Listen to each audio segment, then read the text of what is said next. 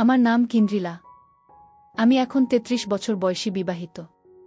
২ সন্তানের মা, একটি ছেলে আর একটি মেয়ে। আর এখন ৪ মাসের অন্তঃসত্ত্বা। বেসরকারি গাড়ির কোম্পানিতে উচ্চ পদে কর্মরত। স্বামীকে দিনের পর দিন ঠকিয়ে চলেছি। তাতেও আমার কোনো অনুশোচনা নেই, কারণ আমার স্বামী একজন 1 মিনিট ম্যান। মেরে কেটে ২ বা ৩ মিনিট পারতেন। কোনো দিন তার আগেই ওনার বেরিয়ে যেতে। এহেন মানুষের সাথে আমার মতো আগুন মেয়ের সারা জীবন কাটানো খুবই কষ্টসাধ্য ছিল। স্বভাবতই নিজের খিদে মেটাতে পর পুরুষের প্রতি আকর্ষণ। তবে যাকে পাবো তাকে দিয়েই নেবে এরকমটা নই। বাছবিচার করেই অন্যের রানী হয়েছি। বিয়ের আগে থেকেই আমি আগুন মেয়ে। একে একে সবগুলোই কাহিনীর আকারে তুলে ধরছি। আশা করি গল্প আপনাদের ভালো লাগবে। একটু বড় হবে গল্প, তবে বোরিং হবে না আশা করি। ১৬ বছর বয়স। তখন শহরের মেয়ে, সাজসজ্জা আধুনিকাদের মতোই। মিনিস্কার্ট পরতে ভালোবাসতাম। গায়ের রং একদম আলতা। লোকাট জামা পরতাম যাতে ভাঁজটা একটু আধটু দেখা যায়। আকার যথেষ্ট বড় ছিল। বেশি বড় হওয়ার কারণে একটু ঝুলেও গিয়েছিল। কোয়েড স্কুলে পড়তাম, সবাই চাইতো আমার সাথে একটু প্রেম করতে। তবে ওদের চাহনি দেখে বুঝতে পারতাম প্রেম যতটা না মনের তার থেকে বেশি অন্য কিছু। একসাথে যখন বসে গল্প করতাম, ওদের চোখ থাকতো আমার অন্যদিকে। মজাও পেতাম, জামা টাইট হওয়ার কারণে বোতামগুলো যেন ছিঁড়ে যেতে চাইত। ইচ্ছে করেই টাইট জামা পরতাম। দুটো জামার উপর প্রকটভাবে দেখা যেত। একদিন স্কুল থেকে ফিরে টিউশন পড়তে গেলাম। একটা 1 পিস ড্রেস পরে গেলাম, হাঁটুর ওপর পর্যন্ত। পাপা গাড়ি করে ছেড়ে দিয়ে কোনো কাজে চলে গেলেন। আমি রাস্তা থেকে হেঁটে স্যার এর বাড়ি গেলাম। স্যার এর কাজের মাসি দরজা খুলে দিলেন। আমাকে দেখে একটু হাসলেন। বললেন, তুমি বসো, তোমার স্যার স্নান করছেন। বলে উনি বাড়ির পেছনে কাজে চলে গেলেন। ঘরের ভেতরে নানা বই রাখা আছে, সবই বিজ্ঞানের। মেঝেতে একটা মাদুর পাতা ব্যাগটা রেখে রুমটা নিরীক্ষণ করতে লাগলাম। পেছন থেকে স্যারের গলা পেলাম, কিরে উইন্দ্রি, আজ এত তাড়াতাড়ি কেন? ঘুরে দেখলাম স্যার একটা টাওয়েল পরে দাঁড়িয়ে আছেন। বললাম, এমনই, কোনো বিশেষ কারণ নেই। স্যার আলনা থেকে একটা বারমুডা নিয়ে আমাকে বসতে বলে পাশের রুমে চোখে গেলেন। স্যার কোনো বয়স্ক লোক নন, অবিবাহিত, কেমিস্ট্রিতে মাস্টার ডিগ্রি করছেন। গ্রামে বাড়ি, এখানে ভাড়া বাড়িতে থাকেন। যাই হোক, একটু পরেই একে একে অন্যরাও এসে পড়ল। আমার একজন বন্ধুই এদের মধ্যে ছিল, নাম প্রকাশ। অন্যরা অন্য স্কুলের, প্রকাশ গরিব বাড়ির ছেলে। পোশাক পরিচ্ছদে তা বেশ ভালোভাবে ধরা পড়ত। আমরা যখন স্কুলে টিফিন আওয়ার্সে টিফিন খেতাম, ও চুপচাপ বসে থাকত। কেন জানি না, আমার ওর প্রতি একটা দুর্বলতা ছিল। সেটা কেন তা আজও বুঝতে পারিনি। যাই হোক, ও এসে আমার পাশে বসল। আমি অনেক কষ্টে দুটো চাপা দিলাম। তবে চাপা দেওয়ার কোনো ইচ্ছে যে ছিল তা নয়, ওটা লোক দেখানো গোছের। স্যার পাড়াতে শুরু করলেন।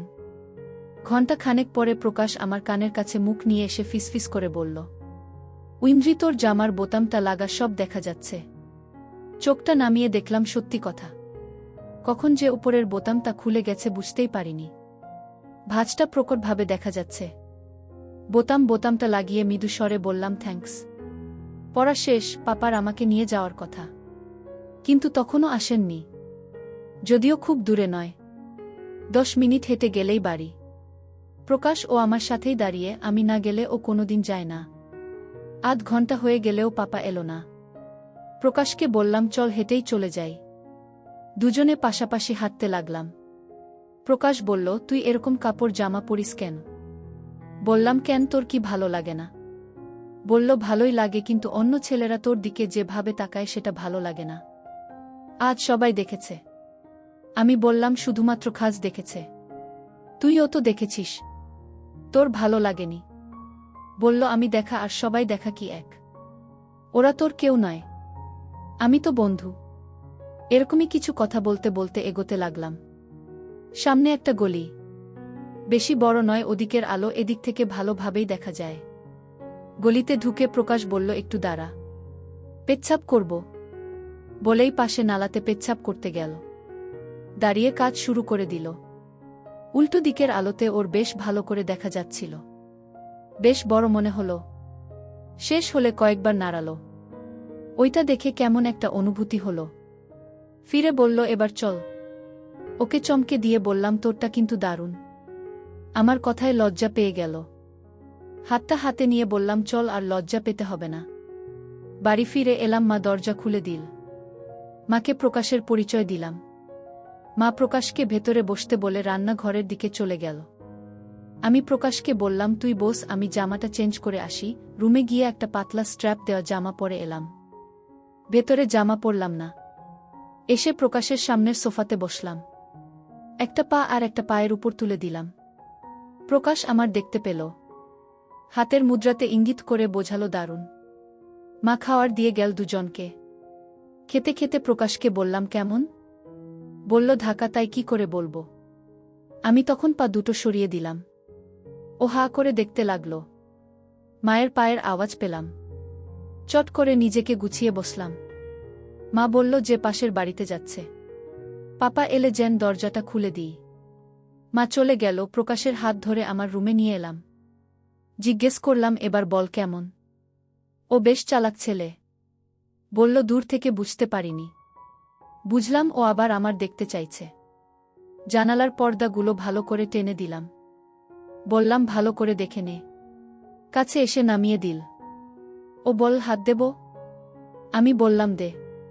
একটা ঠান্ডা স্রোত যেন মেরুদণ্ড বেয়ে নেমে গেল।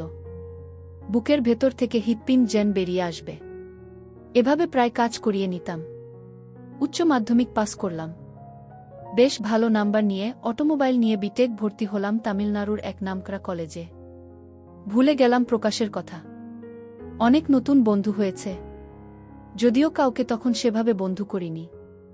অনেকেই আমার মতো আগুনের সংস্পর্শে আসতে চায়, যদি একবার পায় তার চেষ্টা করে। কিন্তু সেরকম কাউকেই দেখিনি যাকে দেখে ভিজে যেতে পারে। দেখতে দেখতে 1 বছর কেটে গেল। 2টো সেমিস্টার শেষ। বাড়ি এলাম 1 মাসের জন্য। মা বলল, চল মামা বাড়ি। মামা অনেক করে ডেকেছে। মামা বাড়ি গ্রামে, বেশ দূর। ট্রেনে সময় লাগে 4 ঘন্টা। আর ট্রেন থেকে নেমে রিক্সাতে আরও প্রায় 20 মিনিট। অনেক দিন পরে মামা বাড়ি যাচ্ছি। পরনে নীল জিন্স আর কালো টি শার্ট, চোখে সানগ্লাস। নিজেকে আয়নাতে দেখে বুঝলাম বেশ সুন্দরী লাগছে। বিকেলে 5টা নাগাদ মামা বাড়ি পৌঁছলাম। মামা, মামি, দাদু, দিদা, মামাতো দাদা সবাই বাইরে বেরিয়ে এলো। সবাইকে প্রণাম করলাম। মামা বাড়ি দোতলা কিন্তু মাটির। মামাতো দাদা সঙ্গে করে উপরের রুমে নিয়ে গেল। দিনের আলোতে বেশ অন্ধকার, কিছুই প্রায় দেখা যাচ্ছে না। বলল, কারেন্ট নেই, দম যেন বন্ধ হয়ে আসছে। দাদা ফস করে একটা দেশলাই জেলে একটা মোমবাতি জ্বালিয়ে দিল। কি অসম্ভব গরম। কোনো মতে চেঞ্জ করে বাইরে বেরিয়ে এলাম। বাইরে বেশ বাতাস বইছে। দেখলাম অনেকে মেয়ে বউ মায়ের সাথে দেখা করতে এসেছে। আমাকে সবাই দেখতে চায়। কাউকেই চিনি না। বিভিন্ন জন বিভিন্ন কমপ্লিমেন্ট দিতে লাগল। সবই শুনতে ভালো লাগল। মা বলল যে, যা দাদার সঙ্গে একটু ঘুরে আয়। বুঝতে পারলাম না এখানে কোথায় যাব ঘুরতে। তাও নিমরাজি হয়ে বেরোলাম। দাদা বলল, চল তোকে আমাদের দিঘিটা দেখিয়ে আনি। মায়ের মুখে দিঘির কথা শুনেছি কিন্তু কখনো দেখিনি। রাজি হলাম। হাতে একটা টর্চ নিয়ে নিল। একটা মেঠো পথ ধরে দাদার পিছু পিছু হাঁটতে লাগলাম। নানান রকম কথাবার্তা হতে লাগল। বেশিরভাগটাই মজাদার। দাদার সঙ্গে আমার সম্পর্কটা একদম বন্ধুর মতো। বছরে 4-5 বার ও আমাদের বাড়ি এসে 10-15 দিন করে থাকে। আমি ছাড়া ওর সাথী তখন কেউ নেই। বেশ খোলামেলা আলোচনা হয় আমাদের, কিন্তু কোনোদিন কেউ সীমারেখা পেরোয়নি। প্রায় 5-7 মিনিট হেঁটে দিঘির পাড়ে পৌঁছলাম। কি বিশাল দিঘি! চারপাশে বড় বড় গাছপালাতে ভর্তি। সন্ধ্যের মুখে প্রচুর পাখির আওয়াজ পেলাম। সবাই বাসায় ফিরছে। দিঘির পাড়টা বেশ পরিষ্কার। একটা সুন্দর বাঁধানো ঘাট আছে। ঠেক দিয়ে বসলাম পাশাপাশি। গায়ে গা লেগে আছে। হাসি ঠাট্টা চলছে। শরীরটা যেন কেমন করে উঠল। একটা অনুভব করলাম। বললাম, হিসি পেয়েছে। দাদা বলল, এখানেই করে না, কেউ নেই। বললাম, তুই তো আছিস। আমি তো তোর বন্ধু, আমি দেখলে ক্ষতি নেই। ওই দিকে গিয়ে সেরে নে। 2-3 পা এগিয়ে বসলাম। শিশি করে আওয়াজ হতে লাগল। শেষ করে দাদার দিকেই মুখ করে ওপর টেনে নিলাম। খেয়াল হলো দাদা এক দৃষ্টিতে তাকিয়ে আছে। কারণ জামাটা নামাতে ভুলে গেলাম। দাদা বলল, আর দেখাতে হবে না। লজ্জার ভান করে জামাটা গুছিয়ে দাদার মাথায় একটা হালকা চাটি মারলাম। তুই একটা অসভ্য, কেন দেখলি? বলল, তুই তো দেখলি, তা একটু কাছ থেকে ভালো করে দেখা না। ভীষণ লজ্জা পেয়ে বললাম, ধুর, আমার বুঝি লজ্জা লাগে না? আদপেও আমার কোনো লজ্জা লাগেনি। মনে হলো দাদার যদি ওখানে নিই তাহলে ক্ষতি কি। বললাম, আর একটু অন্ধকার হোক দেখাবো বলে পাশে বসলাম। দাদা বলল, ঠিক আছে। বুঝলাম দাদাও আমার মতো অবস্থায়। খুব ইচ্ছে হচ্ছে। হঠাৎ দাদা বলল, ওই মোটা গাছটার নিচে চল। উপর দিয়ে কাজ সেরে বাড়ি চলে এলাম। পরদিন বাড়ি চলে এলাম। ফিরে গেলাম কলেজ জীবনে। মনের মধ্যে ইচ্ছেটা জেগে থাকল, কিন্তু এখানে এমন কাউকে পাইনি যাকে দিয়ে নিতে পারি। 1 মাস কেটে গেল। হঠাৎ মনে হলো আমার তো হয়নি এ মাসে। বুকটা ধাকাস করে উঠল। একটা ঠান্ডা স্রোত শির দ্বারা বেয়ে নেমে গেল। বুঝলাম সর্বনাশ হয়ে গেছে। কি করব ভেবেই পাচ্ছি না। রুমমেটদের সঙ্গে আলোচনা করব কিনা ভাবছি। ভাবলাম এখন আর কিছুই করার নেই। ভরসা একমাত্র মা। মাকে বললাম যে এই মাসে পিরিয়ড হয়নি। মা বলল, অনেক সময় দেরি হয়, 2-1 দিন দেখ। আমি তো জানি কি হয়েছে। দাদা আমার সর্বনাশ করে দিয়েছে। 2 দিন পরে আবার মাকে বললাম। মা ছুটি নিয়ে বাড়ি যেতে বলল। 10 দিনের ছুটি মঞ্জুর হলো। বাড়ি গিয়ে ডাক্তারের কাছে গেলাম। ডাক্তার নানা পরীক্ষা নিরীক্ষা করে টেস্ট লিখে দিলেন। পাশেই প্যাথলজি শিশি নিয়ে হিসি ধরে দিয়ে বাড়ি ফিরে এলাম। রেজাল্ট কি হবে তা তো আমার জানাই। একদিন পর রিপোর্ট হাতে মা দাঁড়িয়ে আমার সামনে, ঠাস করে সজোরে একটা চড় পড়ল গালে। চোখে অন্ধকার দেখলাম। চুলের মুঠি ধরে মেরেই চলল। চোখের জল ফেলা ছাড়া কোনো পথ ছিল না। সারারাত সবাই নির্জলা বিনিদ্র রাত কাটালাম। পরদিন সকালে একটা নার্সিং হোমে ভর্তি করে পেটের ভ্রূণটা ওয়াশ করে দিল। বাড়ি ফিরে এলাম সন্ধ্যায়। মা এবার জিজ্ঞেস করল, এটা কে করেছে? মাকে বললাম, তুমি যত চাও মার, চাইলে একদম মেরে ফেলো, কিন্তু আমি নাম বলবো না। আবার মার খেলাম বেদম, কিন্তু নাম বললাম না। কেঁদে কেঁদে ঘুমিয়ে গেলাম। কেউ একবার ডাকল না। সকালে ঘুম থেকে উঠে পাপার গলার আওয়াজ পেলাম। মাকে বলছে, আমি জানব আমি নিঃসন্তান, আমার কোনো মেয়ে নেই। আমি যেন ওর মুখ না দেখি আর গু। ভীষণ আঘাত পেলাম। আমার পাপা আমাকে এভাবে বলল, হয়তো একটা ভুল করেই ফেলেছি। কাউকে কিছু বললাম না। মুখ ধুয়ে কয়েকটা জামা কাপড় গুছিয়ে নিয়ে মোবাইলটা টেবিলের উপর রেখে মাকে বললাম, আমি হোস্টেলে ফিরে যাচ্ছি। মা কোনো কথাও বলল না আর বাধাও দিল না। সোজা স্টেশনে গিয়ে একটা জেনারেল কামরা টিকিট কেটে দুপুরের ট্রেনে চড়ে পড়লাম। টিটিকে অনুরোধ করে স্লিপাস ক্লাসে একটা বার্থ জোগাড় করে নিলাম। সাথে মাত্র 15-20 হাজার টাকা আছে। এতে কিভাবে চলবে? যদিও কলেজ ফি হোস্টেল ফি দেওয়া আছে, তাও এই টাকায় কিছুই হবে না। পাপা তো আর টাকা দেবে না। ভাবতে পারছিলাম না আর। ট্রেনে কিছুই খেলাম না। পরদিন হোস্টেলে পৌঁছে গেলাম। রাত্রিতে মেসে খেয়ে দিয়ে ঘুমিয়ে পড়লাম। কিন্তু মাঝ রাত্রিতে ঘুমটা ভেঙে গেল। চারিদিকে নিস্তব্ধ। মাঝে মধ্যে সামনের রাস্তা দিয়ে চলে যাওয়া গাড়িগুলো রাতের নিস্তব্ধতা ভেঙে ছুটে যাচ্ছিল। বোতল থেকে জল খেলাম। রাত্রি 2টো, একটা চেয়ার নিয়ে বারান্দাতে বসলাম। কেউ কোথাও নেই, আকাশে চাঁদ নেই, কিন্তু অজস্র তারা ভরে আছে। অস্থির মনে কি করা যায় ভাবছিলাম। ফোনটাও ছেড়ে এসেছি। বাড়িতে ফিরে গিয়ে কি মাকে সব সত্যি বলে ক্ষমা চেয়ে নেব? না না, তা কি করে হয়? আমার এই অবস্থার জন্য আমি দায়ী। না না, আমি নিজেকে বাঁচানোর জন্য দাদার জীবনটা শেষ করে দিতে পারি না। ঠিক করলাম কিছু টিউশনি পাড়াবো। আবার ভাবলাম এখানের কাউকেই চিনি না, টিউশন পাড়াবো কাকে? ঠিক আছে, কাল কলেজে বন্ধুদের বলে দেখব। হাজার কথা ভাবতে ভাবতে সময় কেটে যেতে লাগল। পূর্ব দিকের আকাশটা অন্ধকার ছেড়ে আলোকিত হতে লাগল। ঘড়িতে দেখলাম সকাল হয়ে গেছে। চেয়ারটা তুলে নিয়ে রুমে এসে শুয়ে পড়লাম। পরদিন কলেজে কিছু বন্ধু যারা এখানে থাকে কিছু মিথ্যে বাহানা দিয়ে টিউশনি করার কথা বললাম। ওরা সবাই এক বাক্যে আমাকে সাহায্যের আশ্বাস দিল। আশ্বাসে আশ্বাসে 1 মাস কেটে গেল। জমা টাকার থেকে 1-1.5 হাজার টাকা খরচ হয়ে গেল। 1 মাস হয়ে গেলেও বাড়ি থেকে মা বা পাপা কেউই খোঁজ নিল না। অভিমানে চোখে জল ভরে এলো। এ ভুল কি শুধু আমি একাই করেছি পৃথিবীতে? রুমাল দিয়ে চোখটা মুছলাম। রোহিত বলে একটি বন্ধু কাছে এসে ভাঙা ভাঙা হিন্দিতে বলল যে তোর জন্য একটা সুখবর আছে। বললাম তাড়াতাড়ি বল। ও বলল যে একটা বাড়িতে 5টা বাচ্চাকে পাড়াতে হবে, সব 5, 6, 7 ক্লাসের। মাসে 3,000 টাকা দেবে। মাত্র 3,000। আমার সব থেকে কম টিউশন ফি ছিল 4,000। ভাবলাম যা পাওয়া যায় তাই ভালো, নিজের খরচ কিছুটা তো উঠবে। রাজি হয়ে গেলাম সপ্তাহে 3 দিন।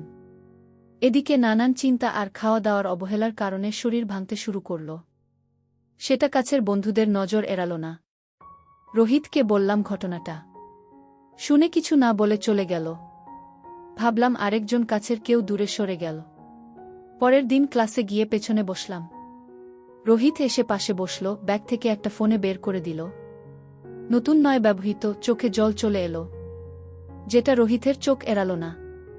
একটা রুমাল বাড়িয়ে দিল। চোখটা মুছে স্বাভাবিক হলাম। আরও 1 মাস চলে গেল। টিউশন পড়িয়ে প্রথম টাকা ইনকাম করলাম, বুকটা গর্বে ফুলে উঠল। রোহিতকে নিয়ে রেস্টুরেন্টে গেলাম। মনের মতো করে খাওয়ার অর্ডার দিলাম। কতদিন টাকার অভাবে ভালো কিছু খাইনি। ভাবলাম পরের মাস থেকে টাকা জমাবো। দুজনে নানান গল্প করতে করতে খেলাম। খাওয়া শেষে করে বিল নিয়ে দেখলাম 9 টাকা। মনে হল বেশি খরচ হয়ে গেল। পার্স খুলে টাকা বের করে দিতে গেলাম। রোহিত হাত ধরে বাধা দিয়ে বলল, আজকে ট্রিটটা আমার তরফে। এখন তোর ট্রিটটা জমা থাকলো, পরে একদিন হবে। বুঝলাম রোহিত আমার সমস্যাটা বুঝেছে। দেখতে দেখতে 3rd ইয়ার সেমিস্টার পরীক্ষা এসে গেল। 2,075 টাকা ফি জমা দিলাম। কাছে এখন যা টাকা আছে তাতে খাওয়ার সমস্যা নেই। কিন্তু 3rd ইয়ার এর এডমিশন ফি, হোস্টেল ফি কিভাবে পাব? এত সামান্য টাকার ব্যাপার নয়। আবার মাথাটা ভারী হতে লাগল। রোহিতের চোখ এড়াল না। বলতেই হলো। হা হা করে হেসে উঠে বলল, ওটার এখনো অনেক দেরি। সব ব্যবস্থা হয়ে যাবে, আগে এই ইয়ার পাস কর। তাও মনটা ভারাক্রান্ত হয়ে থাকল। 6 মাস হয়ে গেল, কেউ খোঁজ নিল না। তাহলে সত্যি কি আমি মা বাবার চোখে মৃত? 2 চোখ বেয়ে জল পড়তে লাগল। পরীক্ষা শেষ, সবাই বাড়ির পথে। শুধু আমি সারা 1 মাস কলেজ বন্ধ থাকবে। রোহিতও আসবে না। আমি তাহলে কোথায় যাব? কিছু আজ চলে যাবে, কিছু কাল। হোস্টেল ফাঁকা হয়ে যাবে। রোহিত সন্ধে বেলা এলো, বলল ব্যাগ গুছিয়ে ফেল। অবাক হলাম, ব্যাগ কেন গোছাব? কোথায় যাব? তাহলে কি তাকে নিয়ে যেতে পাপা এসেছে? ছুটে বাইরে বেরিয়ে এলাম একরাশ আশা নিয়ে, কিন্তু না, রুমে ফিরে গেলাম হতাশা নিয়ে। রোহিত বলল ওর মাকে ও সব বলেছে। ওর মা আমাকে ওদের বাড়ি নিয়ে যেতে বলেছে। বললাম আজ নয়, কাল বিকেলে যাব। মনের মধ্যে একটা ক্ষীণ আশা যে হয়তো পাপা কাল আসবে। আমি না থাকলে খুঁজবে কোথায়? কিন্তু না, আমি খুব ভুল। আমার এবার সন্দেহ হলো যে আমি ওদের মেয়ে তো নাকি কোনো অনাথ আশ্রম থেকে দত্তক নেওয়া বেওয়ারিশ মেয়ে। আর ভাবলাম না, পরদিন বিকেলে রোহিতের সাথে ওদের বাড়ি গেলাম। অপরিচিত ফ্যামিলি হলেও আমার ভয়ের কারণ নেই, কারণ সব থেকে বড় ক্ষতি আমি নিজেই করে নিয়েছি। আর ও আমার বিপদের একমাত্র সাথী। একে আমি কোনোভাবেই হারাতে রাজি নই। রোহিতের মায়ের সাথে আলাপ হলো। রোহিতের মা বাবা কেউ ভালোভাবে হিন্দি বলতে পারেন না। ভাঙা ভাঙা হিন্দিতে কথাবার্তা চলতে থাকল। আমি ওনাকে আত্মাই বলতাম, আত্মাই মনে কাকিমা, তামিলে মামা মনে কাকু। বেশ ভালোই কাটতে লাগলো দিনগুলো। কাকিমার কাছে অনেক রকম রান্না শিখলাম। 2-1 বার রান্না করে খাওয়ালাম। কাকু কাকিমা মাথায় হাত বুলিয়ে অনেক আদরও করলেন। রোহিতের সাথে বেশ ফ্রিভাবে মিশে গেলাম। মামা মনে কাকুকে বললাম একটা যদি শিক্ষা লোন করে দেন। কাকু ব্যাংকের ম্যানেজার, বললেন এডুকেশন লোন পাওয়া যাবে না। যদি চাই তাহলে টার্ম লোনের ব্যবস্থা করে দিতে পারেন। তাতেই রাজি হলাম। 3rd ইয়ারের সেমিস্টারের সময় করে দেবেন। রোহিতকে বললাম আরও কয়েকটা টিউশন জোগাড় করে দিতে, না হলে লোন শোধ দেব কিভাবে। রোহিত যথারীতি আশ্বাস দিল। 1 মাস দেখতে দেখতে কেটে গেল। সময়টা খুব মজা করে কাটালাম রোহিতের সাথে। কোনো রকম অসভ্যতাও করেনি। মনে মনে রোহিতকে ভালোবেসে ফেললাম। সুযোগ পেলেও এড়িয়ে গেছে। ওকে না দেখতে পেল মনটা ছটপট করত। সব কিছুতেই ওকে খোঁজার চেষ্টা করতাম। মানে শয়নে স্বপনে জাগরণে শুধুমাত্র রোহিত আর রোহিত। ক্লাসের পর ঘন্টা দুজনে নিরিবিলিতে কাটাতাম। ও আমার কোলে মাথা দিয়ে শুয়ে থাকত। আমি মাথার চুলে বিলি কাটাতাম। ইচ্ছে করে ওর দিকে ঝুঁকে পড়তাম। কিন্তু অতি ভদ্রতার খাতিরে ও কিছু করত না। বুঝলাম যা করার আমাকেই করতে হবে। এখন তো জেনেই গেছি না হওয়ার ফর্মুলা। ইচ্ছে করেই ওকে দিয়ে ওষুধ কেনালাম। বললাম আমার সমস্যা তাই এটা খেতে হয়। এটা অবশ্য এর প্রেসক্রিপশন অনুযায়ী। কিনে এনে দিল। দেখতে দেখতে সেকেন্ড ইয়ারের পরীক্ষা শেষ হল। যথারীতি রোহিতের বাড়ি গেলাম। রোহিতের মা বাবা বেশ, বাড়ির কথা ভুলেই গেলাম। ছুটির দিনে দুপুরে সবাই একসাথে খেতে বসেছি। কাকু বেশ কিছু মজাদার ঘটনা শোনালেন। রোহিতের ছোট বয়সের। রোহিত ভীষণ লজ্জা পেয়ে গেল। হঠাৎ আমার ফোনটা বেজে উঠল। কে আবার আমাকে ফোন করল?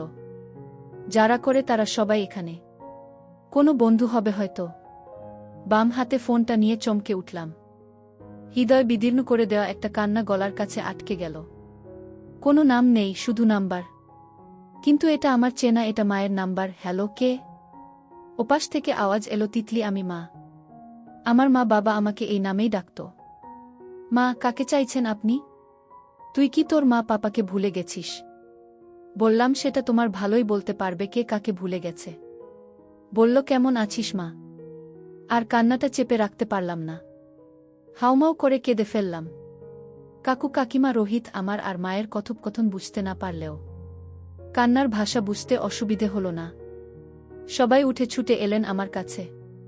মায়ের থেকে পাপা ফোনটা নিয়ে বলল, তোর কি পাপাকে একবার দেখতেও ইচ্ছে করে না?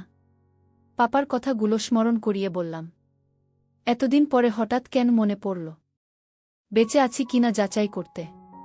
পাপা, আমি কি পৃথিবীর একমাত্র মেয়ে যে এই ভুলটা করেছে?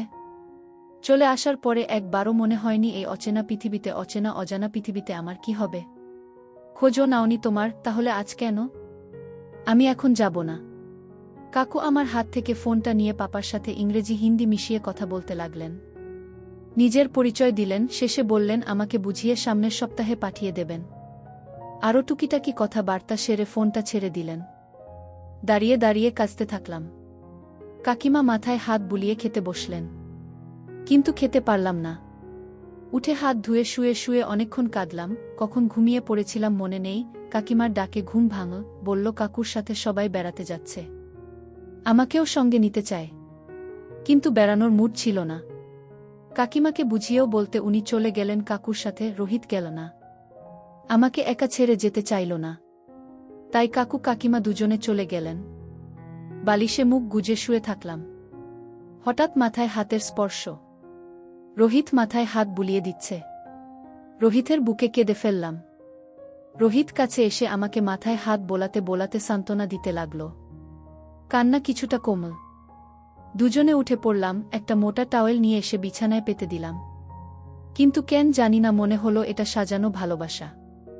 দুদিন পরে বুঝলাম আমি ঠিক। আমার বিয়ের ঠিক করা হয়েছে। গ্রামের ছেলে, দেখতে শুনতে ভালো, স্নাতক, চাকরি পায়নি। বাবার একটি বড় ব্যবসা হার্ডওয়্যার এর। ছেলে এসেছে আমাকে দেখতে। দেখে ওদের পছন্দ হলো। আমি মুখ তুলেও ছেলেকে দেখলাম না। মা জানতে চাইল আমি রাজি কিনা। বললাম আগে আমি পড়া শেষ করব, তারপর বিয়ে করব। তাতেই রাজি ছেলে। ওরা চলে গেলে মায়ের সঙ্গে ভীষণ ঝগড়া হলো। পরের দিনই চলে এলাম এখানে। 3 দিন বাকি কলেজ খুলতে। রোহিতের বাড়িতে গেলাম। পড়া শেষে হলো একটা গাড়ির কোম্পানিতে চাকরি পেলাম। 7 লাখ টাকার প্যাকেজ। যে কোম্পানিতে আমি আজও আছি। বেশ ভালো পদে, ভালো বেতনে। রোহিত বিদেশ চলে গেল। যোগাযোগ বিচ্ছিন্ন হয়ে গেল। আর আমি ফিরে এলাম বাড়িতে। কথা অনুযায়ী বিয়ে করতে হলো। ইচ্ছে না থাকলেও করলাম। মনে মনে অপেক্ষা করতে লাগলাম। রাত্রি প্রায় 2টোর পর সবাই চলে যেতে আমার স্বামী ঘরে ঢুকল।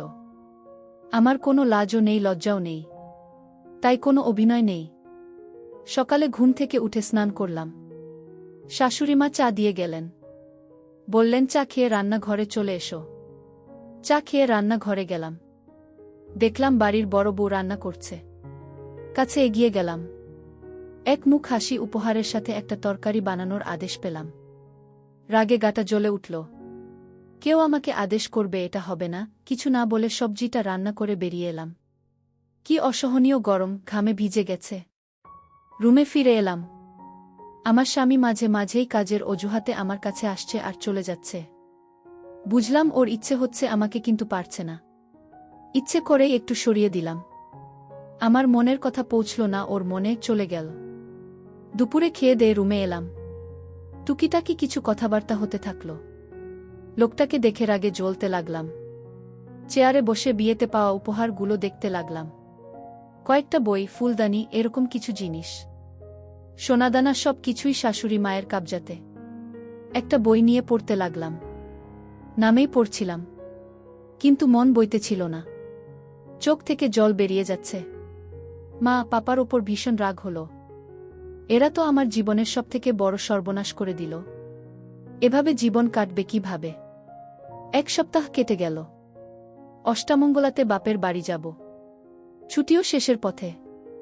হঠাৎ শাশুড়ি এসে বললেন, বৌমা তোমাকে চাকরিটা ছেড়ে দিতে হবে। এখানেই আমাদের সাথে থাকতে হবে।